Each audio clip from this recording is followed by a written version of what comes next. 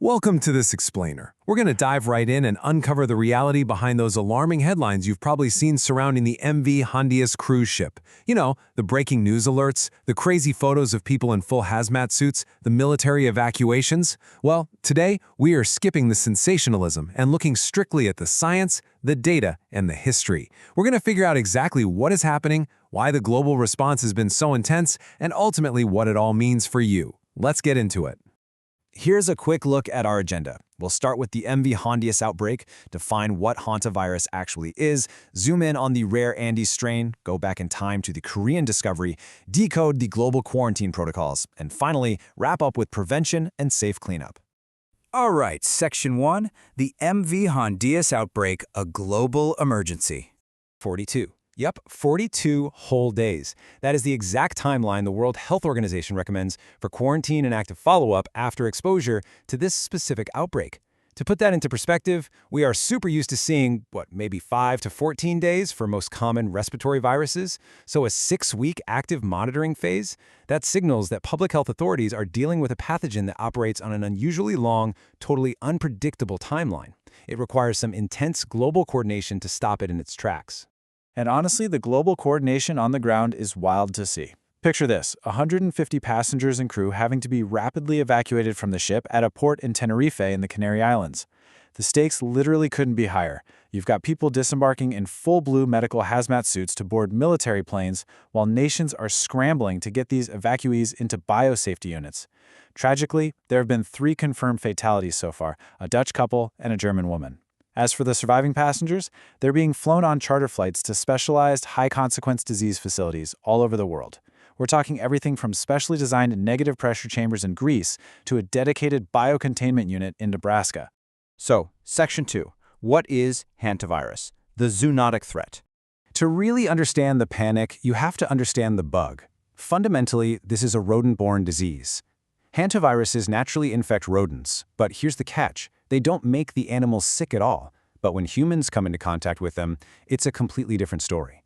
Transmission is highly dependent on environmental exposure. Usually, a person gets sick by breathing in aerosolized viral particles when they're cleaning out enclosed, poorly ventilated spaces where rodents have been hanging out, like a dusty old shed, an attic, or a cabin. The key takeaway here is that usually it doesn't pass from person to person at all. But geography dictates just how deadly this virus can be. Over in Europe and Asia, the strains circulating cause HFRS, which primarily goes after the kidneys and blood vessels. The fatality rate for that is generally between 1 and 15%. But over in the Americas, hantavirus causes HCPS. That is a rapidly progressive condition that aggressively attacks the lungs and heart, and the fatality rate for that specific syndrome is staggering. We're talking up to 50%. And guess where the MV Hondias had just traveled from? Argentina, right in the heart of HCPS territory. Which brings us perfectly to Section 3, the rare Andes strain, human-to-human spread. Remember how I just said almost all hantaviruses require a rodent intermediary to infect a human? Well, the Andes strain completely throws the rulebook out the window. Found primarily in South America, especially down in Argentina and Chile, the Andes strain is the single known exception in the entire hantavirus family.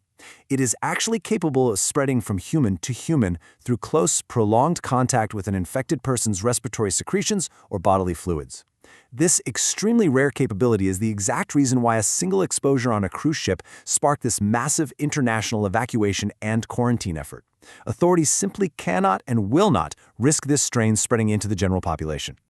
Let's shift gears for Section 4, the Korean discovery, Dr. Lee Ho-wong's work. It is actually fascinating how we figured this virus out in the first place, and it's all thanks to the sheer dedication of virologist Dr. Lee Ho-wong. He was basically a scientific detective who risked his own life to solve a deadly medical mystery. Back in the 1950s, during the Korean War, over 3,000 UN troops were struck down by a mysterious hemorrhagic fever. Nobody knew what it was. For decades, the cause was a total ghost. But Dr. Lee suspected rodents, so he spent the late 1960s and 70s physically wandering through heavily militarized, incredibly dangerous border zones, capturing over 3,000 wild rodents. The guy was even mistaken for a spy at one point. Eventually, in 1976, he successfully isolated the virus from a field mouse near the Hantan River, which, by the way, is exactly how the virus got its name. By 1988, his team developed the world's first preventative vaccine, Hantavirus. It is just an incredible story of scientific perseverance. Moving on to Section 5. Quarantine protocols, the global response. So fast forward to today. When a crisis like the MV Hondius incident hits, public health authorities instantly activate official documents like the National Institute for Communicable Diseases Standard Operating Procedure. These are incredibly detailed manuals that dictate exactly how to assess exposure risks, trace contacts, and manage clinical care to make absolutely sure the pathogen is contained. And they don't mess around when defining who is at risk. Agencies draw a very strict line, focusing heavily on direct exposure to bodily fluids and prolonged physical proximity. So, high-risk contacts, those are intimate partners, healthcare workers operating without proper personal protective equipment, or aircraft passengers seated within 2 seats of a symptomatic case. On the flip side, if you are wearing proper PPE or just having casual public interactions without any fluid exposure, you're classified as low risk. This kind of precision is crucial because it allows agencies to target their intense quarantine efforts, like putting people in those biosafety isolation beds, exactly where they are needed most. But honestly, tracking those contacts is a race against a really strange biological clock. The incubation period for this virus is agonizingly long, 1 to 6 weeks. That is exactly why evacuees from the cruise ship are facing that grueling 42-day active monitoring phase. You could literally be infected and feel completely fine for over a month. When symptoms finally do show up, the initial phase, the prodromal phase, just looks like the regular flu. You get a fever, muscle aches, some fatigue. But then, tragically and very suddenly, the cardiopulmonary phase hits. Within just 24 to 48 hours, patients experience critical, life-threatening respiratory distress as fluid rapidly fills their lungs. Getting early intensive medical care is really the only chance for survival during that critical window. Okay, final section. Section 6, Prevention and Safe Cleanup, Protecting Your Home. Let's talk about what happens if you find a mess in your own shed. Listen closely because this is absolutely crucial. Never, ever sweep or vacuum dry rodent droppings. Doing that acts exactly like a fan, aerosolizing the deadly virus straight up into the air and right into your lungs. Instead, you've got to follow these precise CDC steps. First, open the doors and windows to ventilate the space for at least 30 minutes. Let it breathe.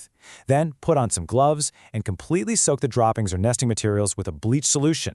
Now, don't touch it yet. You have to let it sit for 5 full minutes to let the chemicals actually do their work. After that, wipe it all up with paper towels and seal the waste tight in a double plastic bag. And you know what the crazy thing is? You don't need any highly specialized, super expensive chemicals to protect yourself. The CDC standard is incredibly straightforward. Just mix 1 part household bleach to 9 parts water. That simple household mixture is powerful enough to break down the hantavirus's lipid envelope, which is basically its protective outer shell, and render the virus completely non-infectious and totally harmless. Now, what about your clothes and furniture? Fortunately, a simple combination of heat, ultraviolet light, and a little bit of patience will systematically neutralize the environmental threat in your home. Laundry detergent naturally destroys the virus, but washing everything in hot water above 115 degrees Fahrenheit absolutely guarantees it. You can steam clean carpets and furniture, and for things you can't wash, like books or important papers, simply leave them outdoors in direct UV sunlight or in a rodent-free indoor space for a week. The virus naturally dies off outside its host. Just one pro tip, make sure you actively trap and remove the actual rodents for a full week before you start your deep clean. You don't want to be fighting an ongoing battle. So as we wrap up this explainer, I want you to take a second and think about your own home. Think about your garage, your shed, your attic. Ask yourself if you're truly prepared to safely handle a rodent infestation using the science we've learned today. Because while public health agencies and the military are busy handling the rare, terrifying outbreaks of the Andes strain out on the oceans, your everyday safety against hantavirus is entirely in your own hands. But armed with a little ventilation, a super simple bleach mixture, and an understanding of the science, you've totally got this. Stay safe, stay informed, and I'll catch you in the next explainer.